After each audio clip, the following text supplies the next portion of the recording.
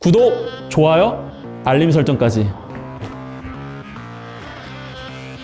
안녕하세요 여러분, 오늘도 강민형입니다. 오늘 여러분들과 함께 지원 동기를 완성하는 방법에 대해서 살펴보도록 하겠습니다. 특히 여러분들이 지원 동기를 어려워할 수밖에 없는 고정관념 두 가지가 있는데요. 이 부분을 함께 제거하고 어떻게 하면 쉽게 좋은 답변을 완성할 수 있는지 사례 중심으로 강조드려 보도록 하겠습니다. 그리고 맨 마지막에는 여러분들이 자주 하는 실수가 있어서 그러한 대표적인 실수 유형을 몇 가지 사례 중심으로 점검함으로써 오늘 이 영상 하나만으로 여러분들 충분히 이 지원 동기에 대한 자신감을 얻을 수 있을 거라고 확신합니다. 지원하는 기업과 관련된 특별한 경험을 가지고 있어야 합격할 수 있다는 생각을 많이 하곤 합니다. 예를 들어서 여러분들이 현대자동차에 지원하는데 어렸을 때 현대자동차의 소나타에 치였는데 그 소나타의 그 침 보행자 중심의 앞범퍼로 인해서 살아남아 있음에 감사드리면서 현대자동차에 대한 꿈을 키웠다. 이런 이야기는 말 그대로 여러분들이 소중한 추억이기 때문에 주머니 속에만 간직하시면 되는 거거든요. 이런 것들을 여러분들이 강조한다고 해서 평가자가 여러분들에게 꼭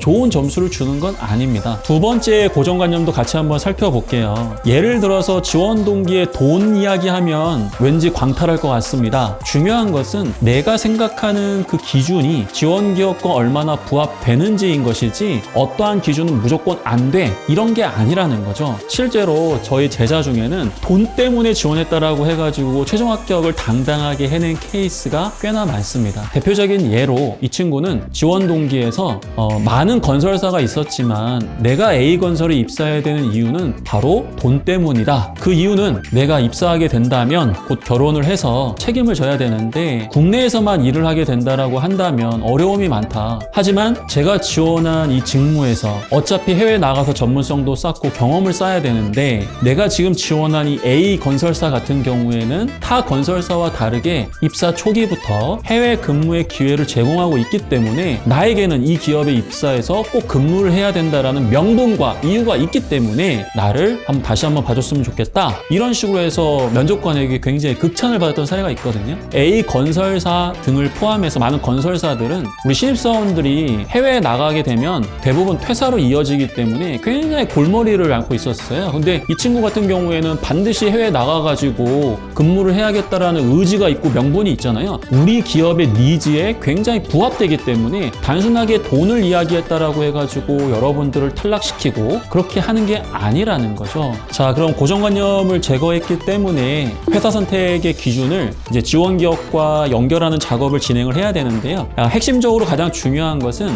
지원 동기를 강조할 때는 내가 지원하는 기업에 대해서 지원 기업을 이해하기 위해서 의도적으로 많은 노력을 했다라는 점, 그리고 두 번째로는 내가 이 기업에서 명확하게 어떤 목표를 달성해야 하는지 이해하고 있다라는 이 두 가지 측면을 강조하는 게 굉장히 좋은 방법이거든요. 자, 그러면 이제 사례와 함께 여러분들과 이 내용을 같이 한번 점검해 보도록 하겠습니다. LG 디스플레이의 영업 직무로 지원을 한 지원자입니다. 가장 중요한 것은 본인이 직접 이 기업을 이해하고자 12개가 넘는 다양한 오프라인 매장에 방문해서 그리고 여러 가지 박람회라든지 오프라인의 어떤 행사 등을 통해서 지원 기업의 장단점을 파악하고자 노력을 했기 때문에 이 부분만 보더라도 이 친구는 우리 기업에 대해서 의도적으로 이해하고자 노력했다라는 게 보이거든요. 이러한 성의 있는 노력만 보여주더라도 평가자로 하여금 여러분들에 대한 좋은 호감을 이렇게 만들어낼 수 있다는 걸 꼭 기억해 주셨으면 좋겠고요. 꼭 이런 내용이 아니더라도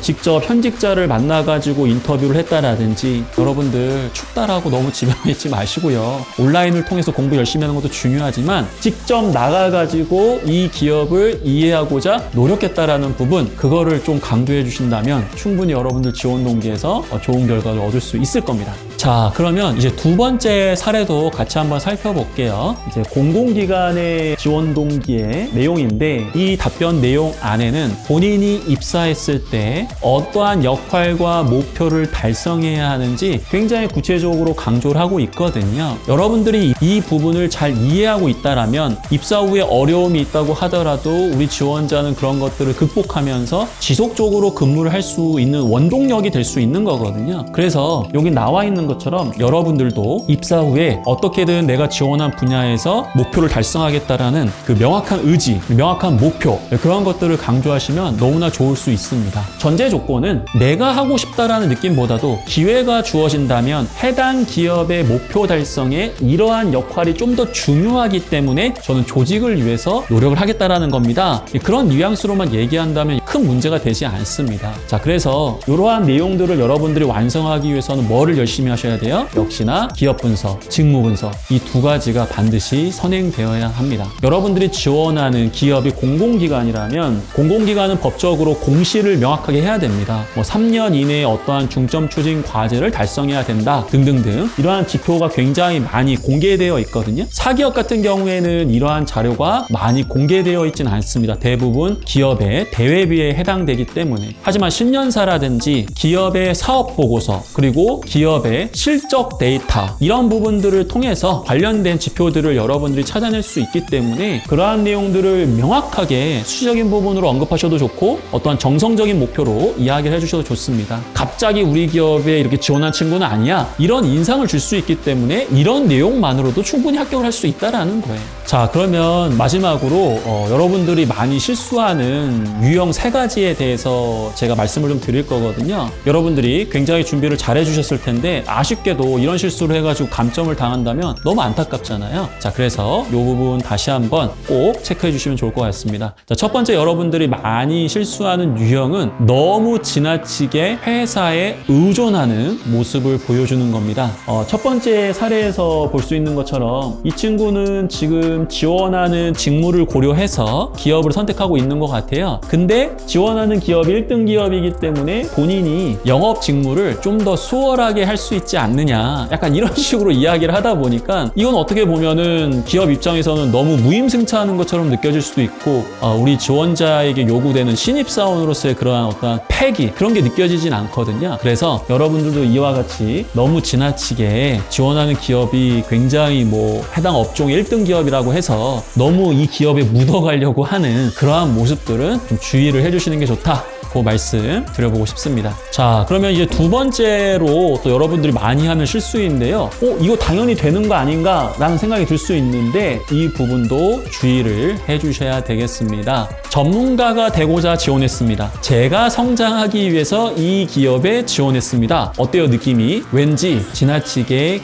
개인주의적인 측면을 부각하는 것처럼 느껴질 수 있기 때문에 이러한 부분들을 여러분들이 다시 한번 점검해 주셔야 됩니다. 자, 여러분들 기업이 여러분들을 채용하는 이유는 기업의 목표 달성을 위해서 여러분들의 힘을 빌려오는 거잖아요. 물론 여러분들 개개인이 성장하는 것도 당연히 의미가 있습니다. 하지만 더 중요한 것은 개인의 역량의 합이 이 조직의 목표 달성에 어떻게 연결될 수 있는지를 더 중심으로 강조하셔야 되는데 지나치게 자기 자신의 어떤 목표만을 이야기한다면 조직 정서를 강조할 수 없기 때문에 이러한 부분도 감점의 대상이 될 수 있다라는 겁니다. 이 친구 같은 경우에는 이제 공사에 기계직으로 지원하는 친구인데 본인이 과거에 인턴으로 관련된 업무를 하다 보니까 부족함을 많이 느꼈던 것 같아요. 그래서 내가 전문가가 되려면 뭔가를 더 배워야 되는데 지금 지원하는 해당 기업에 지원할 수 있다면 내가 충분히 전문가로서 그동안 궁금했던 것들을 많이 해소할 수 있다. 내가 뭔가 배울 수 있다. 자, 여러분들 기업은 학교가 아닙니다. 그렇기 때문에 너무 지나치게 여러분들이 뭔가 배움과 성장에 대한 그러한 모습을 보여주는 게 나쁜 방법은 아니지만 항상 주의하셔야 될 것은 내가 성장해야 하는 이유는 나만을 위한 것이 아니라 해당 기업의 목표 달성을 위해서 동시에 그 목표를 달성함으로써 사회와 고객에게 긍정적인 가치를 전달해 주기 위해서 성장해야 하는 것이지 내가 개인적으로 전문가가 되고 싶을 때 나는 발전하겠다 라고 얘기하는 것은 역시나 감점의 대상이 될 수 있다는 점, 이 부분도 꼭 주의를 해주셔야 되겠습니다. 자, 마지막 사례도 같이 한번 살펴보도록 하겠습니다. CJ제일제당이라는 있는 사기업에 지원을 하는 친구인 것 같아요. 이 내용을 보면서 여러분들이 가장 이제 주의를 해주셔야 되는 게 기업마다 뭐 상생을 추구하고 뭐 공익적인 목표를 달성하면서 뭔가 우리 사회에 도움이 되겠다라는 그러한 뭐 비전과 어떤 최고 경영자의 어떤 그러한 발표 내용들이 많이 있거든요. 그러다 보니까 사기업에 지원하면서도 이 상생이라는 가치가 굉장히 중요하다고 생각을 하셔가지고 이게 뭔가 최우선 목표다라는 생각을 가지신 분들이 많거든요. 근데 여러분들 사기업은 이 돈을 벌기 위해서 존재하는 집단인 것이지 상생을 추구하기 위해서 만들어진 집단은 아니잖아요. 그리고 공공기관 지원하신 분들은 당연히 반대로서 너무 지나치게 사익을 추구하는 모습보다는 공익을 추구하는 게 당연히 중요한 거잖아요. 본질적으로 해당 기업이 존재의 가치에 대해서 고민하시고 일맥상통한 그런 방향성을 얘기해야 되는 것도 굉장히 중요하다는 말씀을 드리겠고요. 그리고 요 내용을 좀 보시면 방금 이야기했던 상생을 너무 지나치게 추구하는 부분 외에도 그 앞부분 내용을 보시게 되면요. 사실 웬만한 다른 기업에 복붙을 하더라도 다 적용이 가능하거든요. 무슨 뜻이냐면은 사실은 기업마다 혁신 안 하는 기업이 어디 있습니까, 여러분들. 너무 지나치게 이제 범용적이고 추상적인 내용으로 얘기를 했기 때문에 우리 기업에 대해서 좀 이해하고 있나?